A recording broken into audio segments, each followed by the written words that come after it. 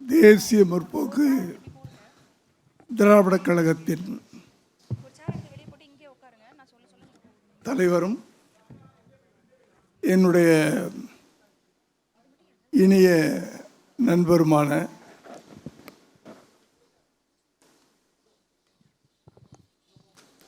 Captain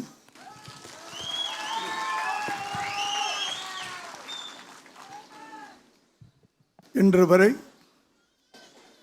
உங்கள் நெஞ்சில் மட்டுமல்ல என் நெஞ்சிலும் நீங்காமல் வாழ்ந்து கொண்டிருக்கிறார். அவருக்கு முதலில் என்னுடைய வணக்கத்தை தெரிவித்துக் கொள்கிறேன். அடுத்ததாக அவருடைய துணைவியாரும் இன்று உங்கள் தலைவியாகவும் இருக்கின்ற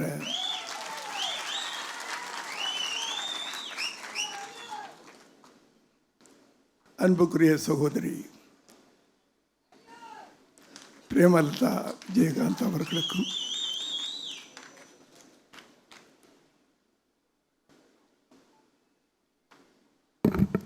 என் இனிய நண்பர்னு சொல்லக்கூடாது, அவர் கோவம் வந்துடும்.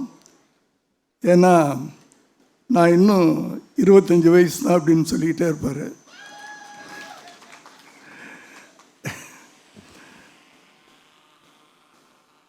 சரத் சார் அவர்களுக்கும்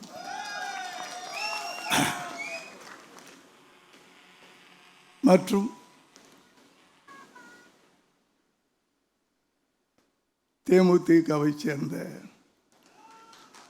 தொண்டர்கள் அனைவருக்கும் என்னுடைய வாழ்த்துக்களையும் நன்றியையும் தெரிவித்துக் கொள்கிறேன். கொம்பு சீவி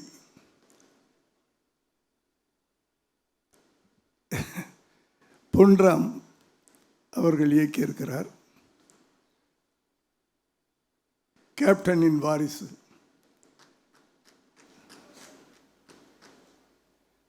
பாண்டியன், சண்முக பாண்டியன்,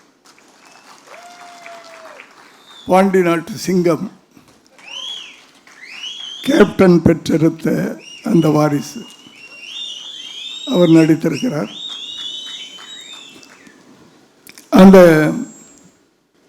இந்த போஸ்டரை பார்த்தாவே ஒரு எனர்ஜியாக இருக்கு. கொம்பு சீவி அப்படின்னு சொல்லும்போது ஒரு காளையை குறிப்பிடுவாங்க கிராமத்தில்.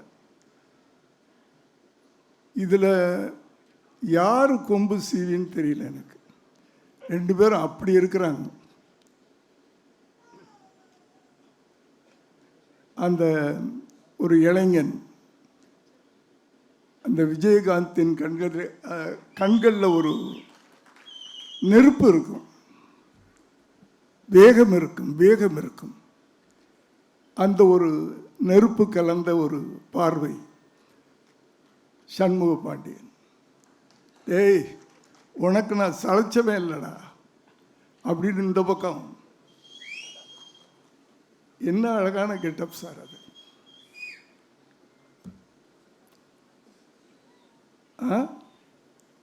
இன்னமும் சொல்லுவாங்க, வயசானாலும் நான் கொம்பு சீவன சிங்கம்டா அப்படின்ட்டு.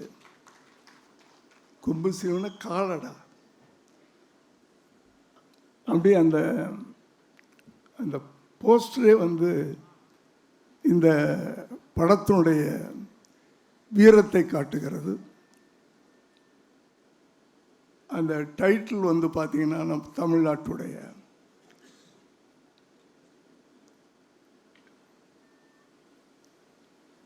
பொன்ராம். அவர்கிட்ட எனக்கு ரொம்ப பிடிச்சது அவரிடம் இருக்கின்ற அந்த நகைச்சுவை உணர்வு. அதன் ட்ரெய்லரை பார்க்கும்போது நகைச்சுவையை விட இந்த படத்தில் வேகம் அதிகமாக இருக்கும்னு நினைக்கிறேன் நான். ஒரு ஆக்ஷன். ஏன்னா இன்னைக்கு ஜென்ரேஷன் இன்றைய தலைமுறை அதைத்தான் ரசிக்கிறார்கள் என்று தெரிந்து கொண்டு ஒரு வேகமான ஒரு திரைப்படத்தை கொடுத்திருக்கிறார். அவருடைய ஒவ்வொரு படமும் வெற்றியடைய வேண்டும் என்று நான் அவரை வாழ்த்துவேன். ஏனென்றால் என் பிள்ளைகளில் ஒரு பிள்ளை. அதை போல இந்த படமும், ஏன்னா இளைஞர்கள், அவர் ஒரு இளைஞர், ஹீரோ ஒரு இளைஞர், அவரோடு போட்டி போட்டு நடித்து கொண்டிருக்கின்ற சரத் சார் ஒரு இளைஞர்.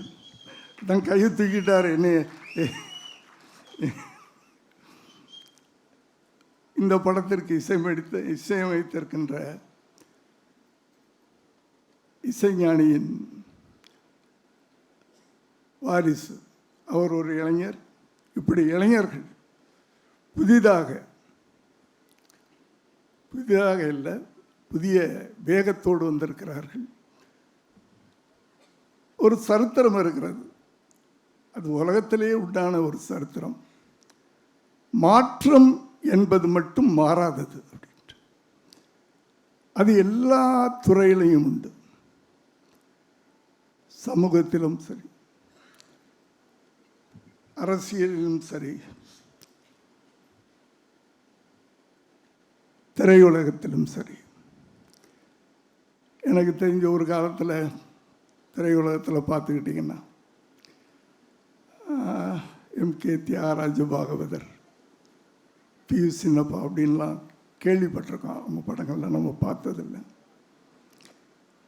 அது அவர்கள் ஆண்ட ஒரு திரையுலகம். அதற்கு பிறகு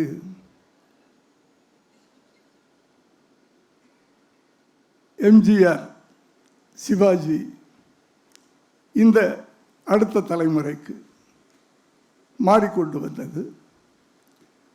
அதற்கு பிறகு